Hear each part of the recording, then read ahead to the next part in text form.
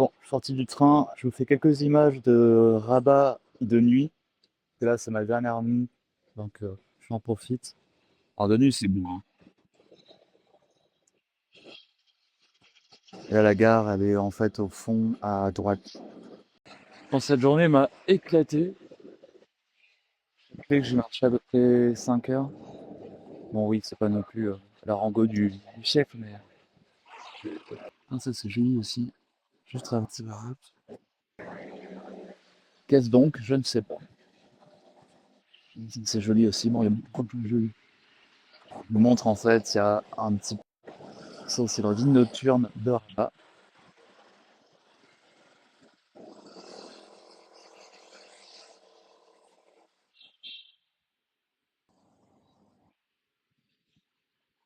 Ah, c'est con là, il me semble que j'ai croisé des métallos, mais qui je pense prenaient le train. J'aurais bien voulu savoir ce qu'il y avait comme salle, comme une salle de concert, etc. Parce qu'il doit y avoir, j'imagine. En fait, c'est marrant, mais cette ville, je trouve qu'elle est belle de nuit en fait. La journée, je sais pas, je sais pas. Moins emballé quoi. Bon, quelques plans de nuit de la Médina, donc je rentre. C'est une des portes, hein, il y en a à peine c'est combien. Là, le Riyad n'est pas très loin.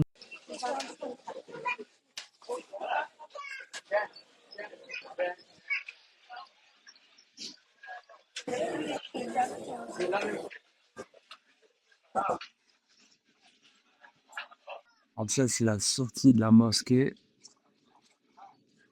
Comme ça, je pense que c'est la porte pour les hommes et la porte pour les femmes. Mais voilà, la Médina de Rabat, c'est ça en fait. C'est des grandes allées comme ça, là, semi-ouvertes, hein. Après, il y a le toit, il y a le ciel. La TV là qui a parlé. Et voilà, et en fait, c'est des grandes allées comme ça, là. Et là, il faut comprendre qu'il n'y a plus grand chose, hein. Là, logiquement, là, tout est ouvert. Et ça y est, je trouve enfin l'entrée de la rue sans problème.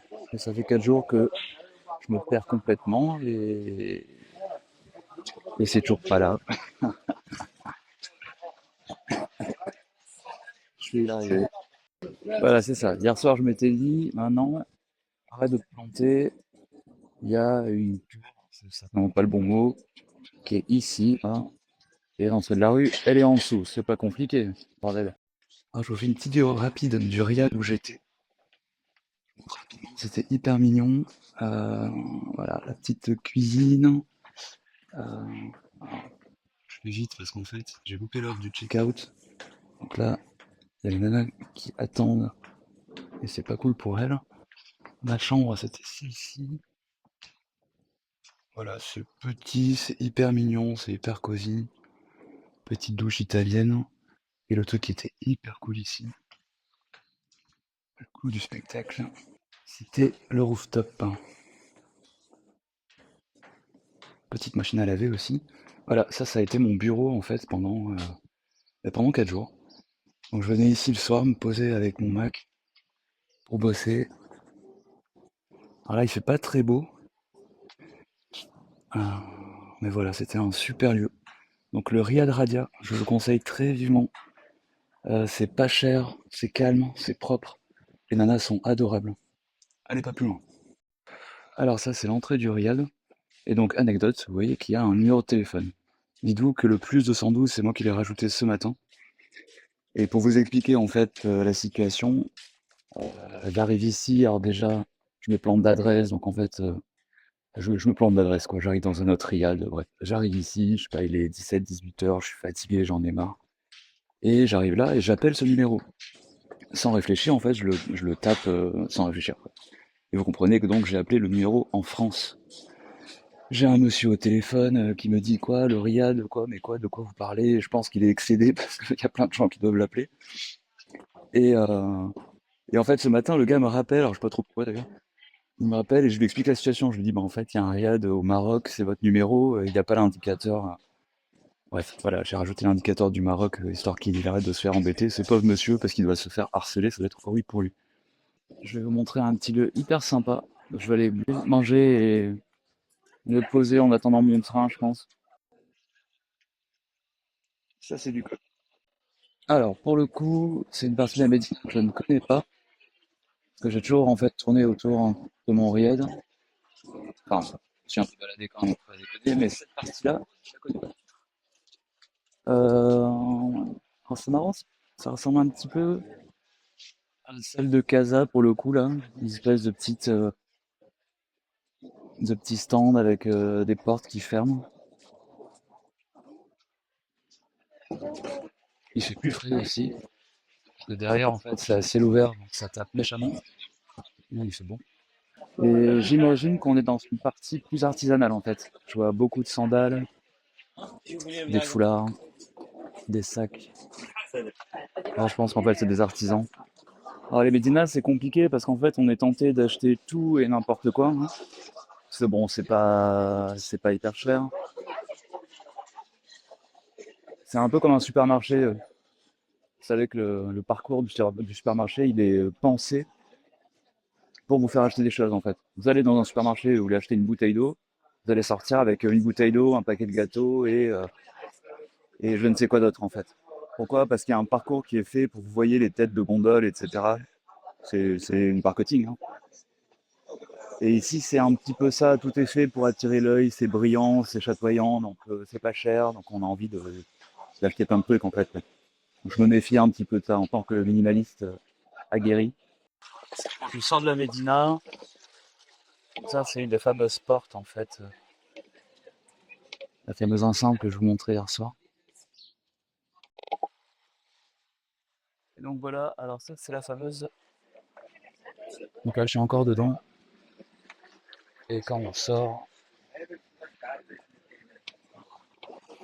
voilà. Et encore une fois, je sais pas exactement quelle taille ça fait. Alors le petit resto que je cherche, il est par là. Enfin le petit resto, c'est pas un petit resto pour le coup. Et il fait beau, on sent. C'est toujours beau au Maroc en fait. Sincèrement, j'ai eu une matinée en fait de ciel gris. Ça c'est quoi? Le jour, 2 jours que je suis là. C'est beau mais ça.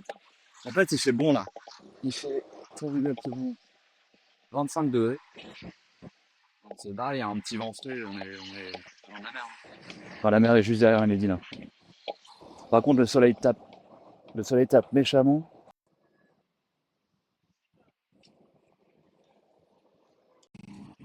Alors, c'est reparti pour la traversée de Montferrand.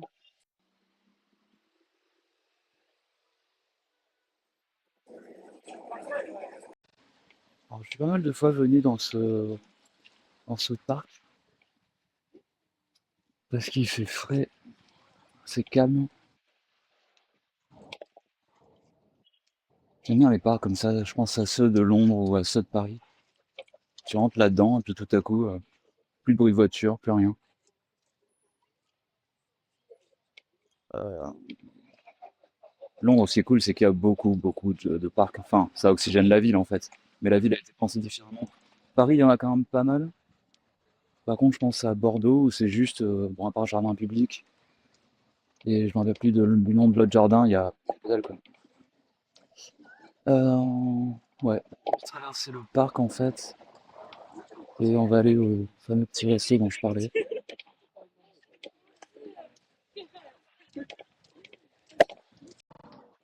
Il est impressionnant.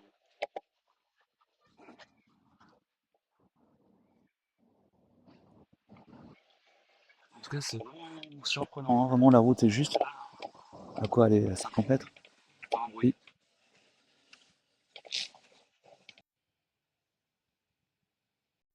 Alors, je sors du parc et regardez, voici un le seul établissement qui vend de l'alcool. Hop, c'est le Mondolini. Alors, voici le fameux petit resto dont je parlais. On est un peu par hasard en fait déçu. On va écrit.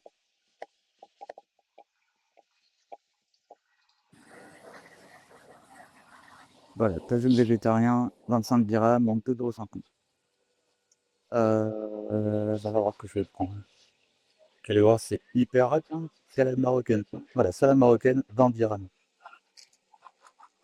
Vous allez voir, l'endroit est super. C'est hyper paisible. Composé. Alors je sais pas exactement qu'on appelle ce genre de lieu en fait. Vous voyez, ça ressemble à un riad en fait. Il y a une grande cour ouverte avec une partie jardin. Et moi j'aime bien.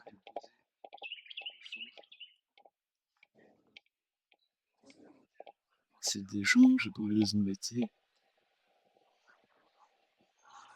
Personne. Et là il y a du monde. Et ben voilà. Je sais pas. Ici ça sera très bien. Voilà, ici ça sera très bien. Je vais pouvoir me poser, manger. Je suis au frais, je suis à l'ombre. Et je vais bosser un petit peu.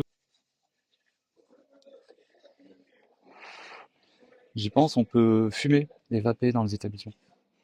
Les restaurants, les bars, etc. Ça pose pas de problème en fait. Voilà, petit truc cool.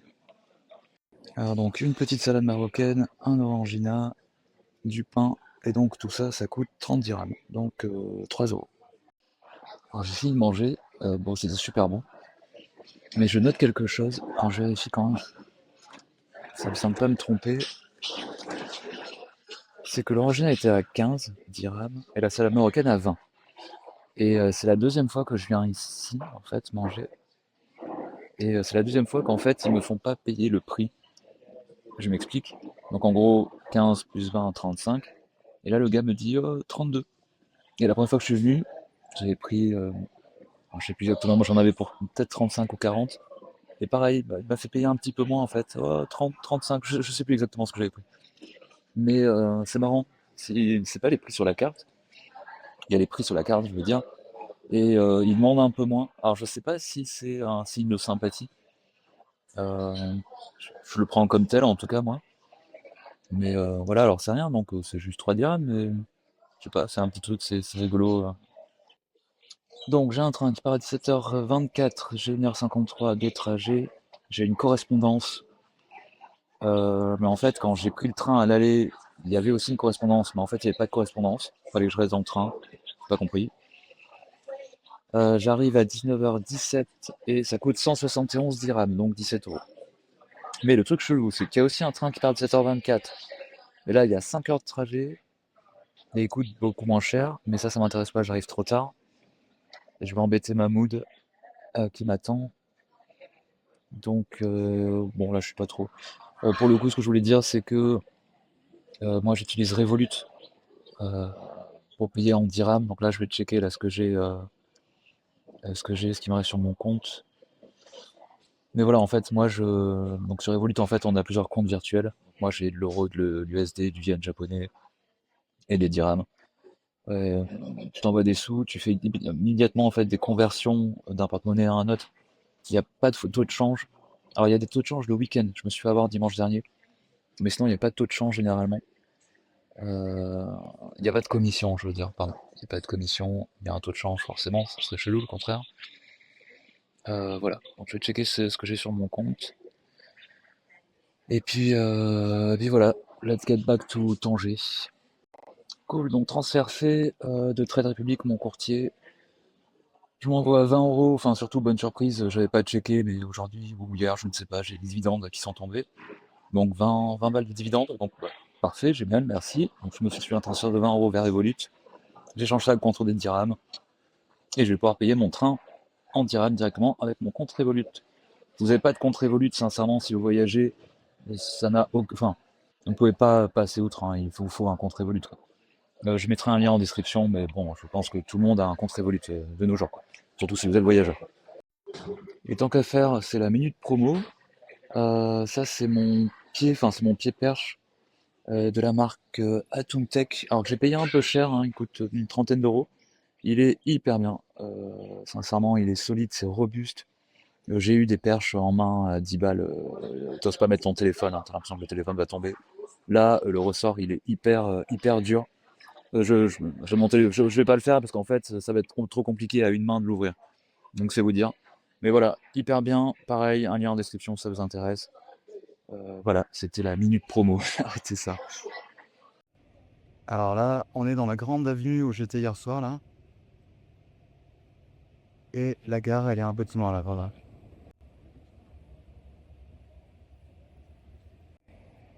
Elle est belle cette gare là, je te de la gueule moi. Bon ben, goodbye Rabat. À la prochaine. Alors pour acheter des billets de train, voilà, il y a des machines toutes bêtes comme ça là. Des machines Orange, ONCF. D'autres, c'est un départ immédiat. Que, Tanger. Ouais. Oui, on a les 5000 toss. Alors j'ai un doute sur quelque chose, c'est que comme je disais tout à l'heure, il y a deux arrivées différentes, enfin 2 heures différentes. Ok, c'est précisé, c'est hyper bien foutu. C'est un peu plus cher que sur les LED, par exemple, hein. Mais on vaut pas trop le choix.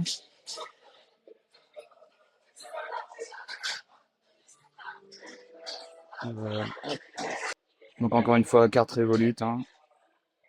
Donc là je paye en dirham. Et voilà. Bon, Marrakech, c'est pas pour cette fois-ci. Alors j'espère que c'est pas hyper maladroit ce que je vais te dire, mais en fait, voilà, on a vraiment l'impression que le pays est en construction.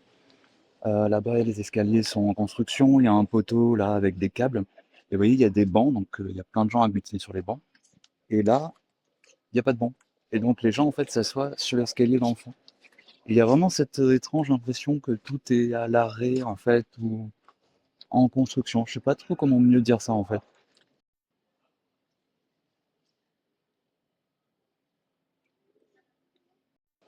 Et vous voyez, donc là par exemple, il y a une passerelle. Et on voit à l'état de la passerelle que c'est là depuis genre longtemps quoi.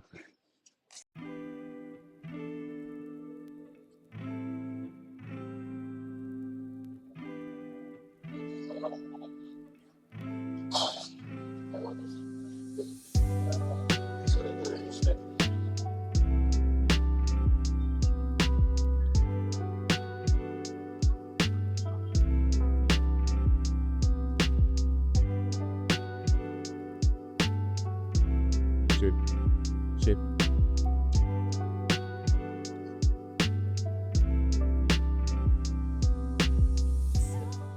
Alors, je sais pas si c'est moi qui hallucine, mais j'ai l'impression que leurs TGV sont hyper confortables. Enfin, genre, il y a beaucoup plus de place. Ah, surtout, les tableaux pour travailler, elles sont immenses. Genre là, tu peux vraiment poser un ordi, quoi. Là, d'habitude, quand je bosse, moi, dans le train, je peux pas, en fait, ça tape contre le dossier, quoi. Là, c'est hyper confort, hyper spacieux, enfin, trop bien, quoi.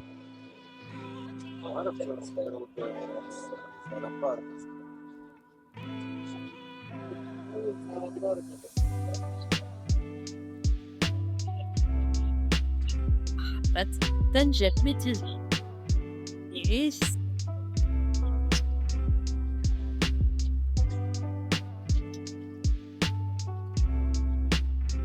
hot. We arrived at the terminal station. Bungee, please make sure not to forget your luggage.